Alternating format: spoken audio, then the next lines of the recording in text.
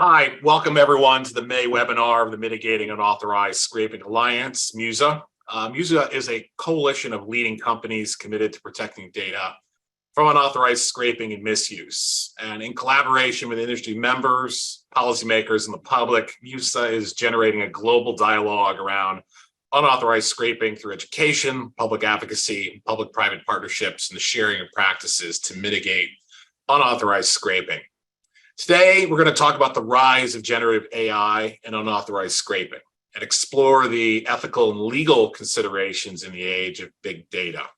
My name is AJ Zatola. I am a partner with the Venable Law Firm and a co-chair of its IP transactions practice.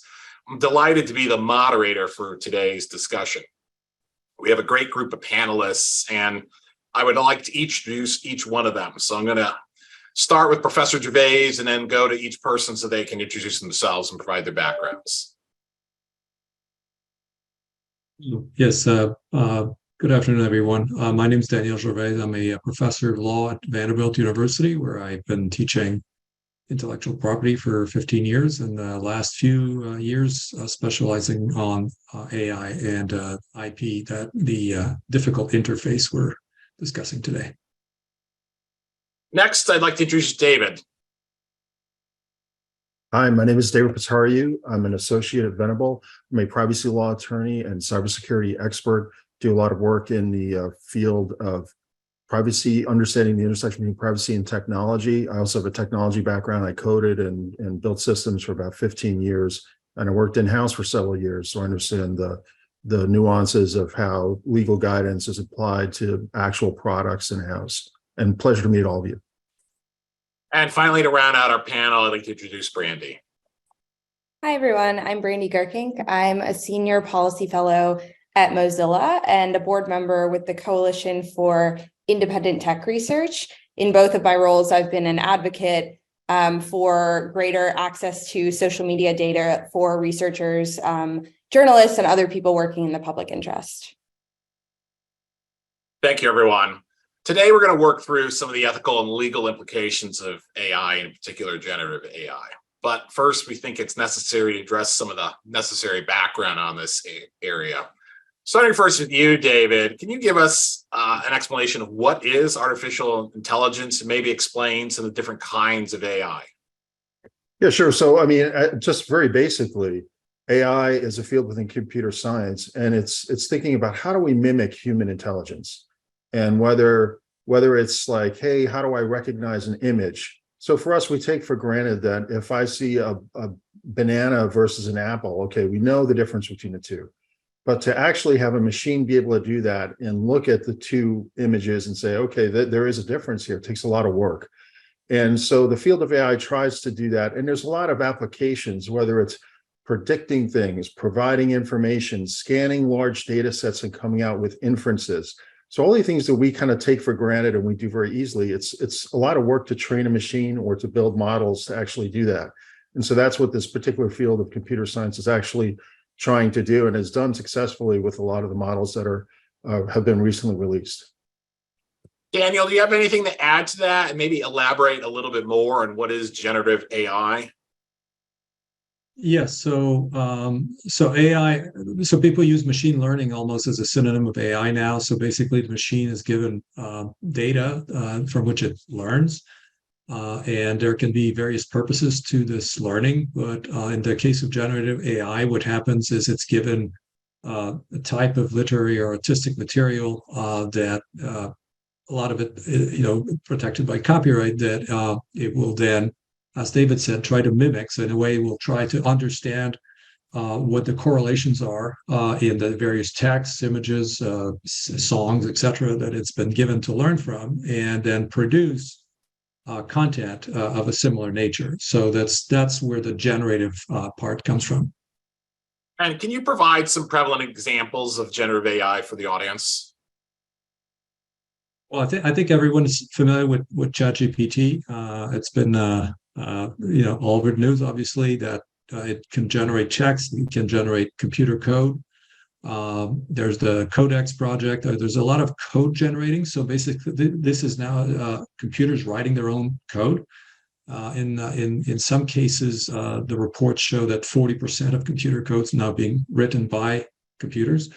And so how computers do that is by studying code. So they can do this with anything. DALL-E and all the two lawsuits against stability are about image generation. But basically, generative AI can produce any type of content. It could, within a couple of years, I think it will be able to produce, if not full-length motion pictures, at least pretty long video type content based on, of course, every possible type of video that it will have scraped from, whether YouTube or some other type of source. Thank you for that. David, do you see any additional societal benefits from generative AI?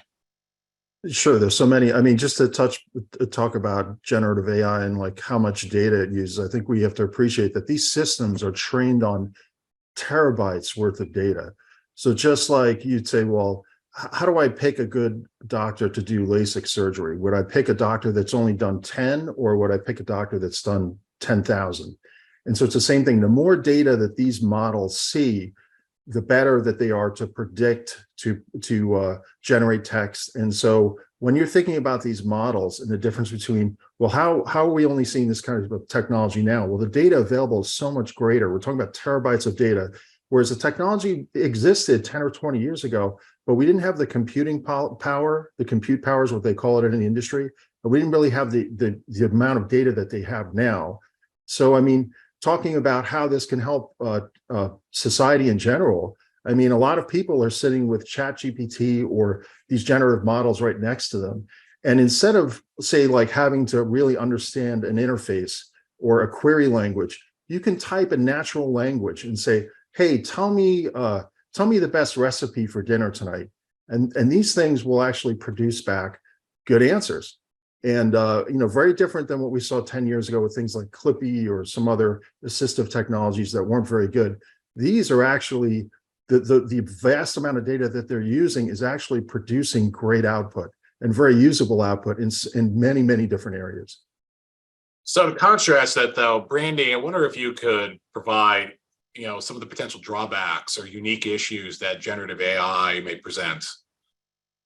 Definitely. Yeah, I don't agree that more data leads to better predictions with AI generally. I think that we've seen lots of examples with the rise of, say, GPT of what people have started to call hallucinations. I don't love this term. I would just call it false information, fabricated information. And I think that the conversational nature, particularly of like chatbots, when it comes to generative AI, lends that information a different kind of a weight. It makes it highly likely that somebody might receive false information and believe it more than they would otherwise. I think that's one distinct issue that we see with generative AI. And then I think that it also raises significant questions that have not been answered around accountability for those technologies and who is held accountable in an instance where, a chatbot is producing incorrect information that has real implications. And then when that information is built upon in terms of how other generative AI technologies then use that information. So I think these are all like outstanding questions. And I know we'll get into sort of the intersection with web scraping later on, but we are also starting to see companies that own, large amounts of public data, taking measures to restrict access that is critical for researchers, public interest technologists, academic researchers, as a result of, companies that have basically scraped this data in large part to create these generative AI technologies. So there's a lot of knock-on effects that are involved that we're seeing. Daniel, how would you explain how AI models are trained? Where do the training sets come from? How much data you need to train an AI model? Oh, how much you need is very hard to answer. It depends on the purpose. But the result, the outcome will certainly change. So if you were to say you use the same algorithm to say produce a new painting, but you only train it with Jackson Pollock paintings, it will produce something that looks very much like a Jackson Pollock painting. it may, so much so that it may actually produce something that resembles one or more of existing, Jackson Pollock paintings, which would then be, pretty clearly copyright infringement. Now, if you have a model that is trained on millions and millions of books or texts, then it's of course less likely that any particular outcome, it's not impossible, but it's less likely that it will match. But then again, it will depend on not just the amount of data, but the quality of the algorithm, the filtering function. So is there a filter that will make sure that you don't reproduce any element from which you were trained as a machine? And so it's not just data. Then last thing I would say is machine learning has different modes. So there's supervised learning, where you have what we call human in the loop. Basically, the machine is working, let's say, collaboratively with a human supervisor. Sometimes the supervision is kind of after the fact, or it's just spot checked. But sometimes the machines go into this so-called deep learning mode, and there's very little supervision at that point. The machine just goes on and learns. And this happened to Microsoft's chatbot that had to be taken offline very quickly, because in 24 hours it became a fascist racist. Learning can mean very different things in terms of how much and how supervised it is. So David, then how would you explain the intersection between generative AI and unauthorized scraping? So you see a lot of the data sets that are generated to train AI. And so when you're thinking about it, you think the training set, then the process, whatever training, whether it's supervised, unsupervised, then is used to build a model. And so a lot of people are focused on the model, but it's actually, the training set that will, introduce biases or have this data that's been scraped from the internet. And so a lot of the models right now are based on millions of images. I'm looking at Lion 5B, and it's a data set containing 5.85 billion image text pairs. So those were all pulled from the internet on something called a common crawl. And, the vast amount of that data is uncurated. And to a point one of the other panelists made, there is a step where people will go through and sit down and say, okay, well, is this good data? Is this bad data? Is this how we want to train our model? And there may be some curation, but generally all of this data is pulled from the internet. And I think it's super important to think about, when you think about AI, what drives this new revolution is data. And so the volume of data and the amount of information that is available to create these models. And not saying that, okay, depending on the data set you pick, you can introduce biases and some data is better than others. But generally, it's the volume of data that allows for this technology to progress to the point that it has. And that data is coming from scraping. So that's the intersection of the two. So let's talk through then some of the ethical implications first of this new technology. Brandy, how can companies ensure that they are using generative AI ethically or in compliance with terms of service, laws, regulations, industry standards?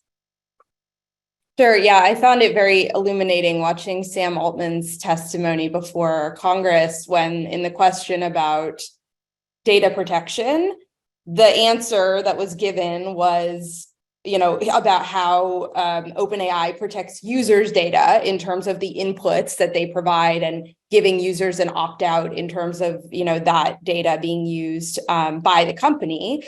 But the question about all of the training data, which is what we've been talking about, and how that is in or not in compliance with data protection law is still very open. There's an open case on this right now in Europe, where I live. And I think that that's a really important question. And it's an important question for not only folks who are building these technologies, but also those who, I spoke about my work, which is, defending the rights of public interest technologists and researchers to use scraping.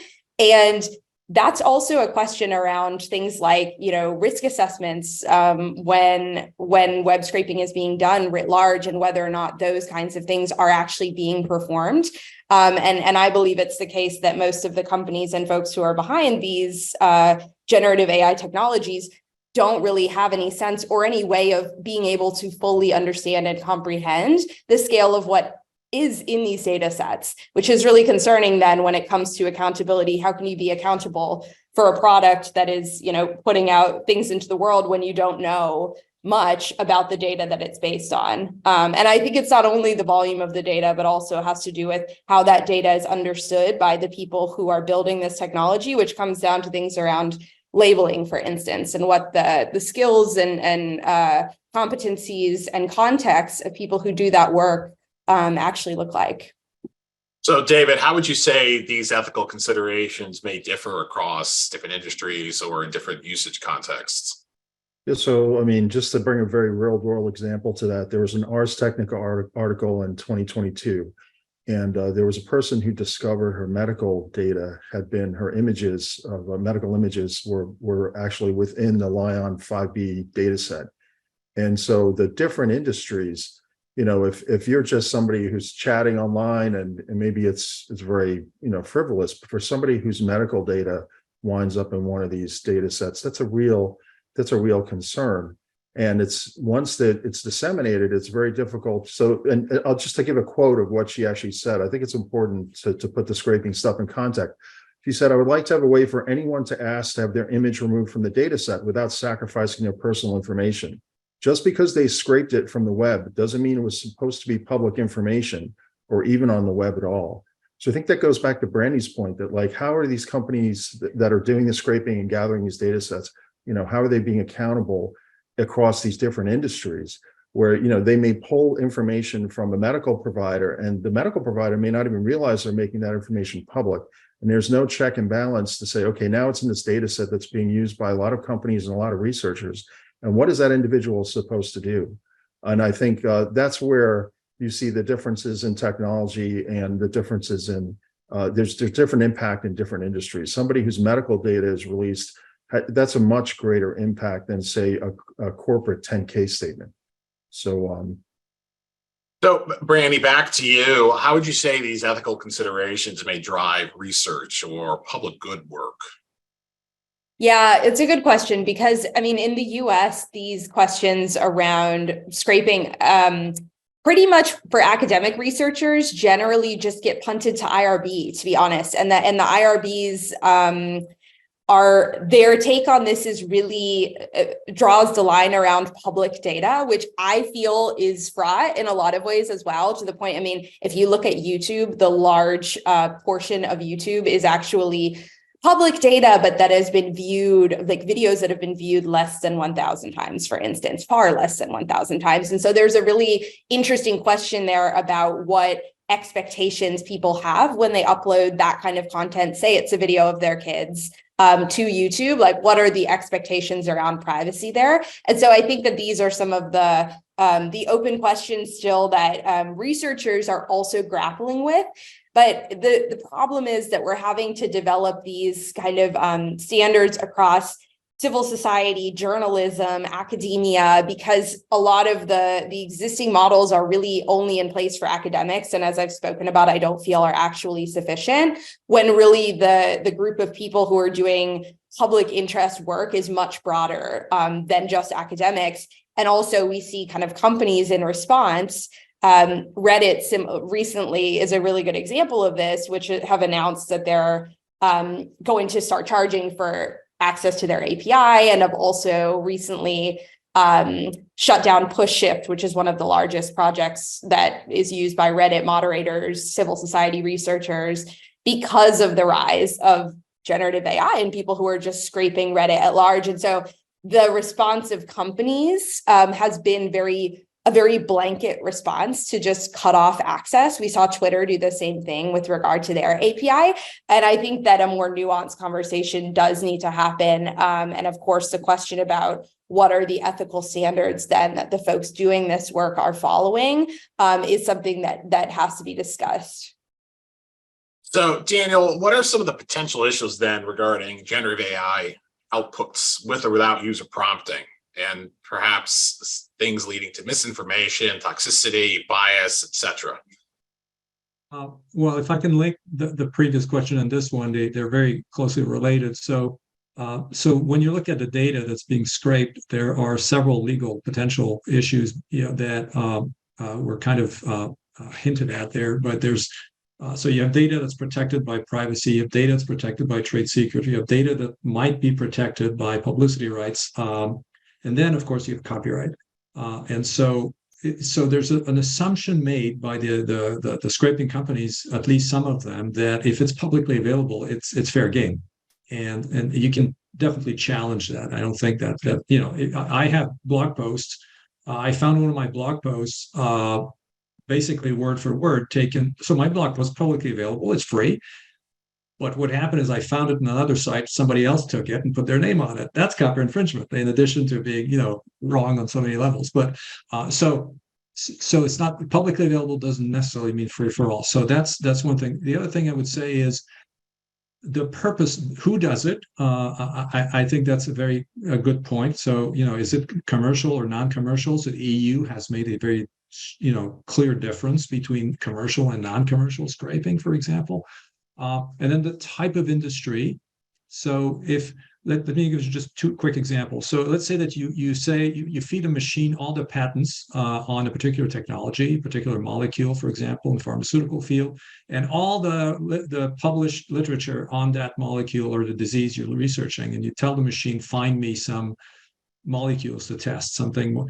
That output, most people would say, is there's a public good there. You're probably advancing medical research.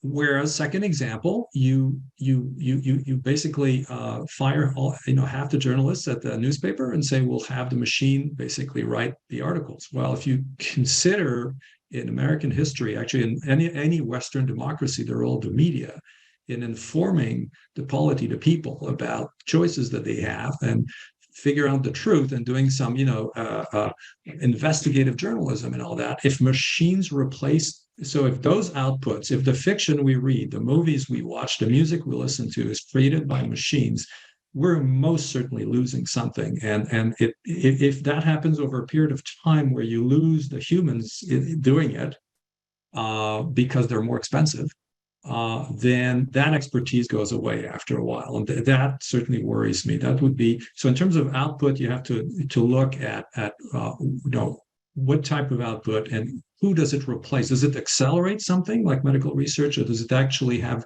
as its main purpose to replace human functions? Is it assisting? Is it replacing? Those are the kind of questions I would look at. So, David, what would be then some of the privacy risks associated with generative AI? And as a sort of related question to this, because I think they go hand in hand, are there things that we can be doing or considering to improve transparency with AI, and in particular, how AI is generating output? Yeah, that's right. Europe is kind of at the forefront of thinking on this, and just like they were with the GDPR on the privacy side. But there is algorithmic transparency. There is disclosures that people have proposed to, say, hey, are you using generative AI to produce that particular content?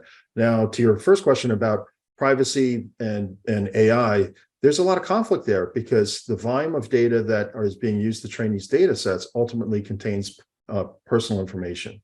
And so just with that little clip that I gave before where, okay, there was medical data in the training set that was coming up, some of that stuff can actually be elicited from the AI models. Now, the companies have taken steps to say, well, gee, we're going to put a wall in front of that. And people, hackers and such have gotten around that. And the way they do it is to say, okay, if I ask for somebody's address, if I ask for President Biden's address, for example, it will say, oh, sorry, I can't give you an address of a person. But the information, it does seem to be in there because you can kind of get around it and say, oh, tell me where the president lives. And it's like the White House, what's the address of the White House? And we'll give you the address of the White House. So, and other people have done that. They also teased out the information from models in different ways. So the personal information is in there in these large training sets. So, I mean, it's how companies deal with this and how they think about it. And, companies today struggle with just the data they currently have in their own house and how to manage it and how to let users know what retention policies are and other things. Now, imagine they bring in these models that may also have PI, but it's not readily accessible unless you use the right kind of prompt. And how do I work with my tech team that's training these models and using data that I may not realize everything that's in the data because it's terabytes of data. So all these issues are kind of at the forefront of privacy and helping companies to understand, okay, what do we do with these training sets? How do we execute and how do we preserve users' rights? And how do we disclose to our users what's actually, how much of our data is winding up in these training sets and winding up in the model is something the whole industry is working on right now. So let's then jump then to some of the important legal implications of AI. Daniel, starting with you, and we've talked or alluded to some of this already with some of our questions and answers. How has AI been shaping copyright law, if at all? And where do you see fair use or the concept of copyright fair use playing into scraping or the usage or generative output of AI? What's happening now is there's a kind of regulatory arbitrage between the more advanced nations and trying to attract the AI industry. So the EU has, have adopted pretty clear guidelines on what you can and cannot do, but their model is, I think, pretty clearly a licensing model that they were hoping to develop for commercial scraping. But then you look at countries like Japan and Singapore and others that are saying, oh, come here, maybe the UK will move that way. Basically, come here, you can do all the scraping you want here. And the idea is to attract the industry, to develop the largest possible language models with very little thinking that goes into, what happens then, right? So fair use, well, of course, I just had about 30 minutes to read Goldsmith, and so I'm not entirely sure I have a clear opinion now on what the Supreme Court opinion will change here. But let's just say if there's one thing that can maybe not kill, but very much constrain the U.S. industry, it will be losing the fair use cases that are pending, the two cases against Civility and the Codex case. Those cases, I think, are test cases. I think there'll be follow-on cases depending on the outcome, of course. And I think the Supreme Court has probably now added a little bit to the plaintiff side. But again, this is very preliminary. I just read this very quickly this morning. So AI and copyright are going to be very closely related for the next few years. I think a lot of litigation will be about that. Now, that's the scraping part. There will be litigation, and there is already the Getty case, Getty Images case is about the output, not just the scraping part. And then you have the pending case in DC about whether a machine can be an author. To me, that's in a way perhaps even more important than the first two cases, because if a machine can be an author and then write 10,000 songs overnight and register all of them, it changes entirely the way that the system works right now. So it's copyright. I mean, we had the first hearing yesterday, I think, in Congress about this, and Congress is starting to take an interest in this, and then, but will we get legislation? I think that's not very likely. So it's going to be court-made law, and again, I think we all need to really read the Warhol opinion very carefully. So as a follow-up, Daniel, and how do you see IP laws adapting or being applied specifically to describing what would constitute infringement or perhaps ownership of AI-generated works, or even use of licensed or unlicensed content? Do you think we're going to be adapting old law or traditional law to this new technology, or perhaps see new adaptations that are specific to AI itself? I think the courts will do the latter, but they will say they're doing the former. So they will say they're not changing the law, but they will, in a way, create special rules here. But I think it will be mostly made, at least in the United States, made by federal courts. So, the EU thing, it's full of weird distinctions. They tried to come up with a law before we had generative AI that essentially applies to generative AI. So,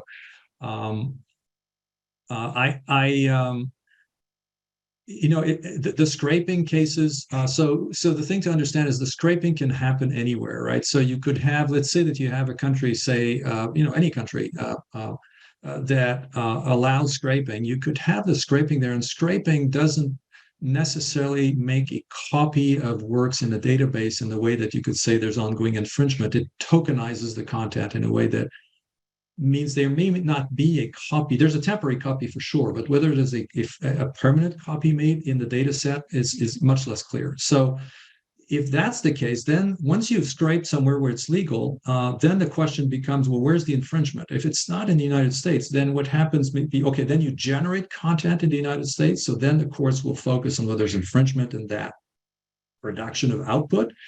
And then the reproduction right and the right to prepare derivative works will kick in. But as I wrote in a paper, and I'll end with this, but this is a kind of one of those intellectual puzzles like that they ask you to solve in first year logic undergraduate course. I never lie, or I always lie. Sorry, is the statute says to infringe the right to prepare derivative work, you need to prepare work. Well, if you can't be an author because the machine can't be an author, then it can't prepare derivative work. So that's an issue that courts haven't decided yet. So I propose a solution to that in the article I wrote. I think there is a way out of that one, but who knows whether courts will follow that. But just assume that they don't. That means a machine could produce a translation or a movie version of a book, and it would be copyright free. I mean, it wouldn't be infringing, which would be, I think there's no way a court will say that, but they'll have to solve that issue of, preparing derivative work, which, so there's a lot of litigation that will happen over the next 3 to 4 years.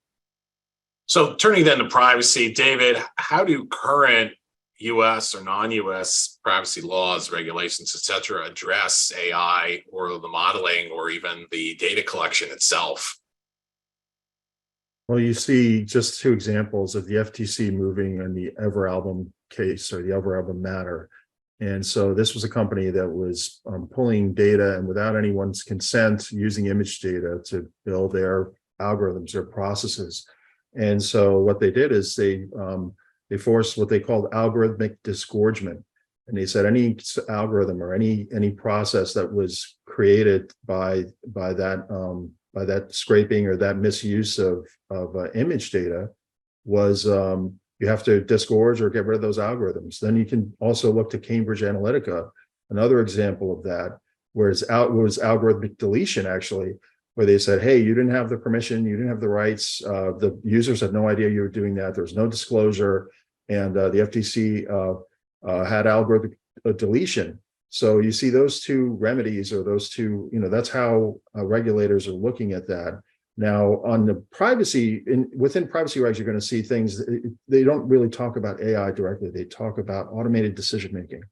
And so there is a lot of work in that area to say, okay, well, you have to disclose it. You have to make sure that people understand, have an option to opt out in some places or that that users can actually understand what's going on, that there's disclosures and such. So, I mean, there's a lot of work in this area that is needed. But again, privacy is really at the forefront of this piece because I think privacy professionals and people that practice in this area understand that you really have to know the data you're using. You have to get the right consent. You have to have the right kind of disclosures before you start using people's data. And it's their data. It's a user's data. And so I think that's where you see a disconnect here on the AI side, where it's like, oh, we're just going to scrape it, and whatever we get off the internet is our data, and that's 100% not true. To the professor's earlier comment on that piece. So I think there's a lot of work on the legislative side that's needed to help companies work through that process and to say, oh no, you just can't scrape, because there is competitive advantage to companies to just scrape and use the data as they see fit when there's no regulation in place. So, Brandy, what are some of the legal implications or concerns around the use or rise of generative AI that is trained on copyrighted input? And as a sort of follow-up question for you, do you think there's a need here to begin to have a discussion about the output itself? Should, by example, the Copyright Office of the United States extend copyright protection to AI-generated outputs? Yeah, so one of the sort of legal parts of this that I've been following very closely is around Section 230. So I also have only had a half an hour to look at the Gonzalez ruling, but this is a very interesting area because you have the two US congressmen who wrote Section 230 saying Section 230, which to explain Section 230 of the Communications Decency Act in the US is basically the part of the law that says that website owners cannot be held legally liable for content that users upload to the site. And the US congressman who wrote that piece of the law are arguing that that should not apply to generative AI, to say like ChatGPT. And then because it is essentially producing content, it is acting as a content creator. So that means that some of the examples I was raising earlier about just incorrect information, like there's this case of a university professor who was accused of sexual misconduct when users ask in a prompt, who is this university professor? And then it's just providing false, inaccurate information, which has significant implications for this person's professional career, this person's reputation, et cetera. Should the creators of and owners of this technology be held liable for that? Is that speech that it should be protected or not? Is it same as somebody uploading a YouTube video that then YouTube can't be held liable for because somebody else uploaded it to the platform? So you have people arguing this should not apply. And then you also have people on the other side arguing Section 230 should apply, basically making the argument that what, say, ChatGPT is doing is akin to what Google does when it indexes and then provide, like users are typing into a query into a Google search, and then Google is essentially summarizing information that is already available on the web and providing it back out to users. And so you have both sides of that argument. And I think that this is a really interesting legal gray area that has implications around accountability and liability. And we've already seen this playing out in terms of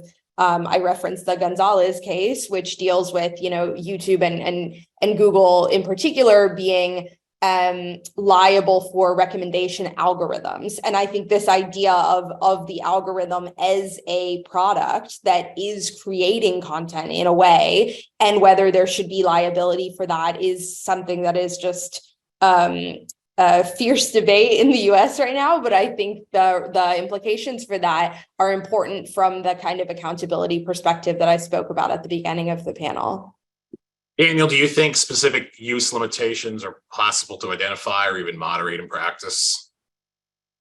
Well, I do want to mention for people on the call who may not realize that Supreme Court issued 3 major decisions this morning. And so the 230 decision, Warhol, and then a patent case too on enablement. So we have to pick which one to skim before the call. So I'm hoping, to answer your question directly, I'm hoping we will get to private ordering / licensing market for scraping at some point that not only will generate income, I think that's important, but also will put some use limitations on what can and cannot be done. I think that's more likely to emerge, especially once we have guidance from the courts. I'm very much looking for the guidance, not just on what the court will ultimately say, but what comes out in discovery. So, for example, I'm quite troubled that there's a researcher who has this very detailed blog where he suggests, well, actually more than suggests, he says that tens of thousands of trade books, Penguin and Random House and all that, which were illegal ebooks online, were deliberately taken to be scraped.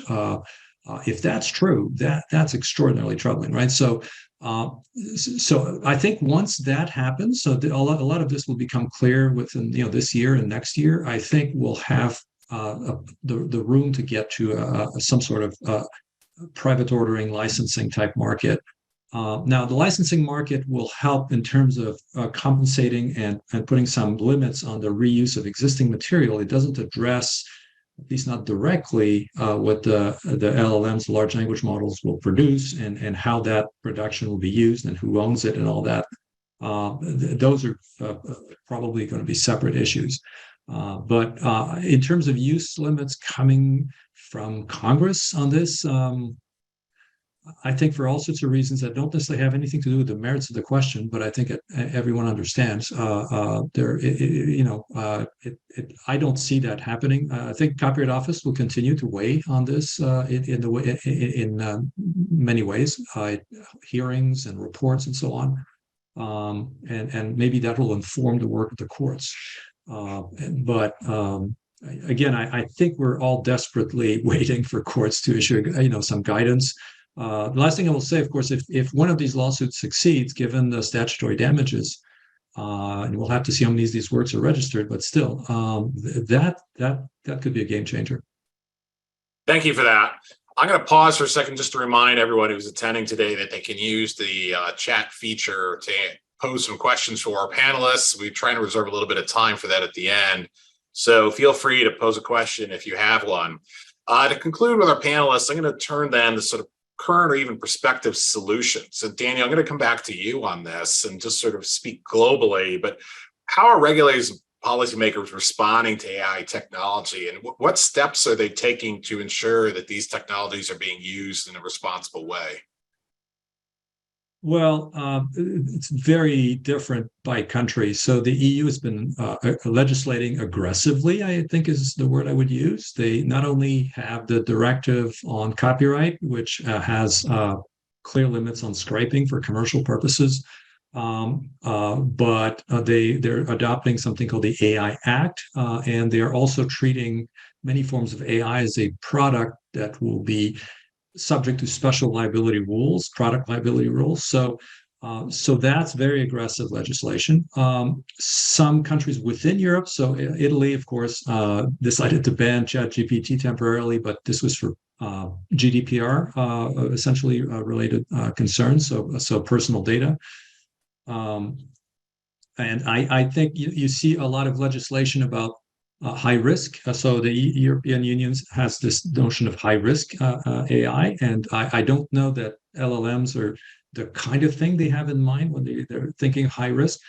Canada came up with something called high impact AI. Well, I would suggest that LLMs are high impact, at least will be, and suggesting there will be some sort of regulation. But in Congress, as we heard earlier on the call, there was this hearing, and then with Sam Altman and others, that was talking a lot about licensing companies that do this. I don't know if that's going to be the solution in terms of using and reusing content, generative AI, and so on. I don't know that licensing will necessarily do it, but I'm just saying I'm not sure. I am not against it.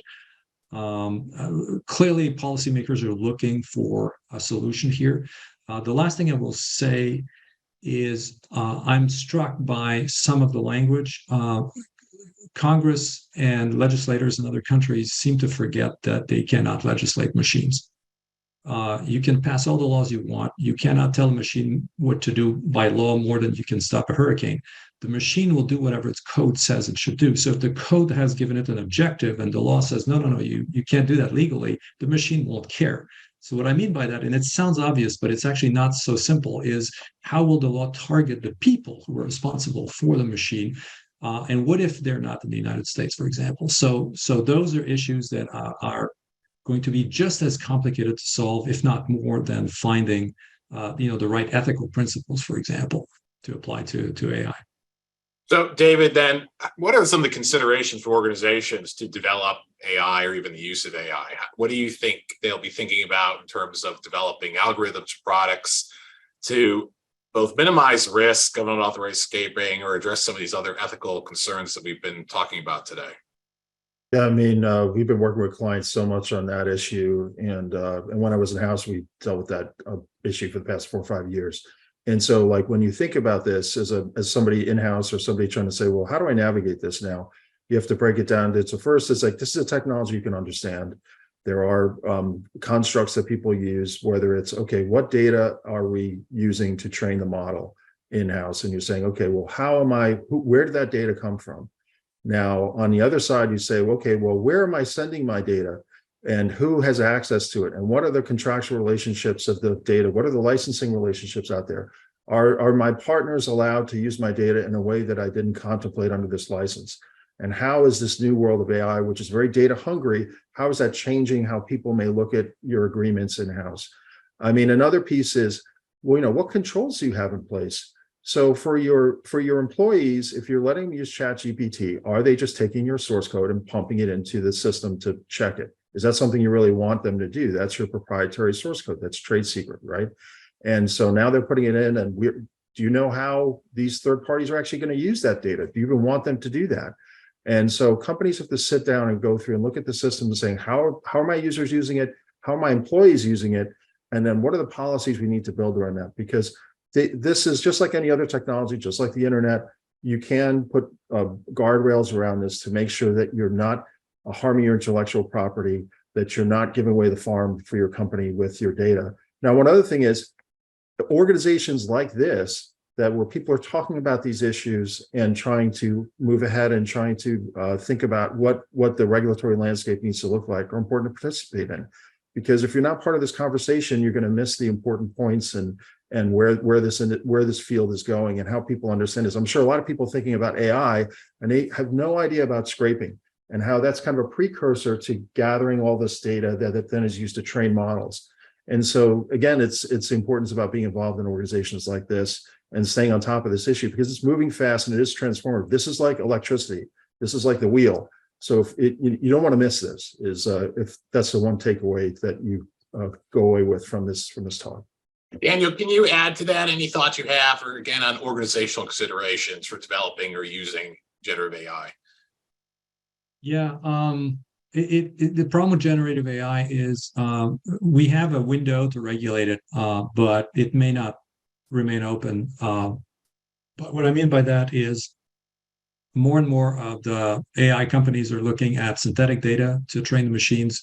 So to give one example, so you train a machine on existing music, and then you have, so AI, the way it works very often is you have 2 or 3 AIs, if you will, that are working with or against each other. So you can have an AI that produces song after song after song, and another one that basically tries to see, based on correlations it found in existing musics that is matched to charts, for example, what is commercially successful and what is more likely to be commercially successful. And then so these 2 AIs work together. They're no longer scraping any data from anywhere, right? So one risk, of course, in limiting scraping too much is that there will be more of that synthetic data. At the same time, we can't just allow unlimited scraping. There's got to be some sort of limit to it, and so it's a very tricky thing to find the right balance. That's why I'm hoping that we get to, in some, if courts provide the right degree of incentive, if I could put it that way, then there should be some sort of licensing market for this. And that's clearly what Europe is aiming for. That's like word for word what their directive says on copyright. But in the US, we're with the uncertainty now. There's a little less uncertainty now that we have the Goldsmith opinion, but it's still not an opinion about AI. You just have to read the tea leaves here and see how that applies to AI. I'm happy to say more about that if we have time. Brandy, what do you think are the mechanisms then for authorized collection or for avoiding unauthorized scraping or data misuse? Yeah, so a lot of my work with regard to protecting independent research and journalistic purposes for, using scraped data, look at the mechanisms that are available for sort of authorized collection. And they're not great. I have been looking at research tools that are available from a slew of, say, social media platforms for the last years, and they provide a fraction of what is made available, say, to marketers, because they're generally voluntary tools that companies have to create. And Europe's tried to go a little bit further with requiring these things to be made available by law. But the tools themselves provide very limited access to information, and then often they just break during critical moments like elections, when people are using them to do really important monitoring and public interest research generally. So that fact remains there. And I think it also is that there's this power dynamic that does get created when you basically say, like a platform company gets to decide what kind of data is made available under what conditions and to whom. And I think that power dynamic, we've seen that play out. It takes different forms. It can take the form of an NDA. It can take the form of pre-publication review requirements, whereby platforms have to okay the findings of researchers. And all of these things lead to a problematic power dynamic that results in little accountability and results in companies being able to call companies that are the ones that we by and large use their platforms to communicate on, are sort of calling the shots around what is knowable and what is allowed to be out there in the public interest. And I think that's that's something that's basically why we need to protect provisions around scraping in the public interest. And I'm concerned about with the rise of generative AI, the significant backlash that we've already seen from companies that haven't even attempted to protect public interest research in their shutting down of these kinds of tools. So, David, can you identify current examples of generative AI models that are being trained on, ethically collected or legally permissible data? I think one is Adobe Firefly. I think they did the work, and I mean Adobe has a platform that's working with that. And I mean, it's just generally you think about this, and it's like just like on the privacy side, companies have to do the work. And whether it's reviewing your contracts, making sure that you have that, and I think I said this before, but like making sure that you have the right agreements in place, that you are using the data and you have the right licenses to use the data in a certain way. I think another thing, just if I take a minute to talk about this, is truth in AI, or what is the truth in the AI that you're using? And so it's an issue of like, if you type in, what data are you using? And the AI, it's generative, right? So you're not sure, well, is it actually just generating a response from all of the information it's kind of vacuumed into the model? Or is it actually telling me I'm using email or web scrape data? And this has come up for BARD. I think it's Google's BARD program, where the actual engine was saying, or the model was saying, hey, I'm using data from Gmail. And the developers are like, no, there's nothing from Gmail in here. And so that truth, or there's some things that you don't want to have be generative, whether it's the privacy policy. If I type into the model, hey, at the prompt, and I say, what is your privacy policy? I want to know that that's the privacy policy. I shouldn't be able to hit the button and say, okay, generate the third answer, generate the fourth answer. And you see that in a lot of the models now, which is a little, and there's a privacy policy link at the bottom. But I think companies are going to have to think about what is the truth and what things are generative if I'm using this, and what shouldn't be generative and what should just be fixed, whether it's a terms of service privacy policy or just core information. Because the big difference with generative AI and any of these technologies is the natural language processing. And it's the ability for somebody just to type in and ask a question. And as more people start doing that, it'll be a little bit like search, but as opposed to getting a list of results or SERP or a result set, it's just going to give you the answer. And as people get more used to, oh, I just type in a question and it gives me the answer. That answer, depending on the context of the question, what's your privacy policy? How do you use my data? What third parties are using my data? That should be fixed or not be generative and based on a corpus of data scraped from all these other companies. So there's something to think about as companies are kind of embarking on this journey in this new world. So everyone seems to be tackling this in real time. And we do have a question from our audience. So I'm going to post to all three of you, and feel free to jump in, both to answer and provide any concluding remarks as we get close to the close of our session today. Here's a question. What do you think about LinkedIn's stance? And we can probably broaden this to say social media network stance on scraping. How do you think companies developing generative AI tools think about that scraping stance that LinkedIn has established? Go ahead. Sure. I'll be quick with just two ideas. One is that I think that with regard to the harms involved that can arise from web scraping, particularly harms to users' privacy, which we've talked about a lot on this panel, there are often other avenues for redress to address those harms that are very specific to the kind of harm that don't just involve attacking, scraping, and drawing parallels to hacking, for instance, that I would love to see explored more in some of the legal strategies that companies use to address those harms. And the other one I would say about LinkedIn specifically, just bringing it back to sort of researcher access to data, is that LinkedIn is considered one of the very large online platforms under the Digital Services Act.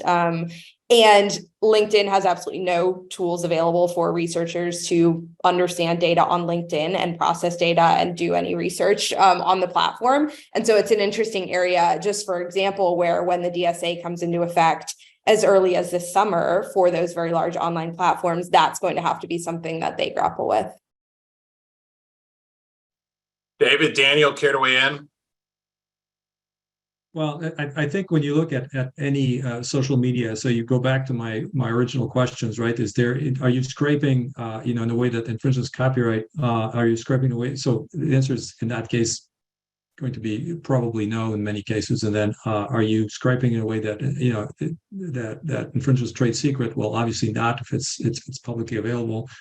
Is there a right of publicity issue? Well, certainly not in my case. So you kind of run out of legal tools. But what Brandy was saying is, I think, might be hinting at was that there might be other torts that people will find useful, and of course, in certain countries there'll be specific legislation that might apply. In certain U.S. states, I don't know if they'll get federal law. Maybe will also have limits there, but it's going to be very difficult to prevent scraping. If you read the LinkedIn policy, it says to users, be very careful what you put there, because people can access it. That's in a way that's the best protection.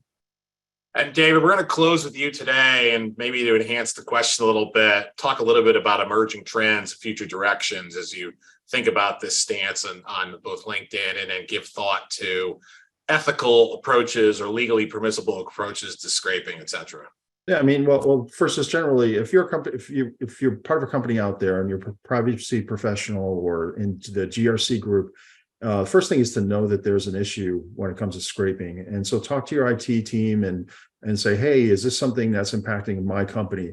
And if it is, just to try to get involved with a group like this one, to understand the issues and to see what you can do or what's permissible and what's not permissible. And I think that's really important, is if to know, are you being scraped? Is that happening to your company? Is some of your data winding up in these large data sets? And what are your options, and what disclosures do you need to have for your end users? Just like you mentioned LinkedIn was having.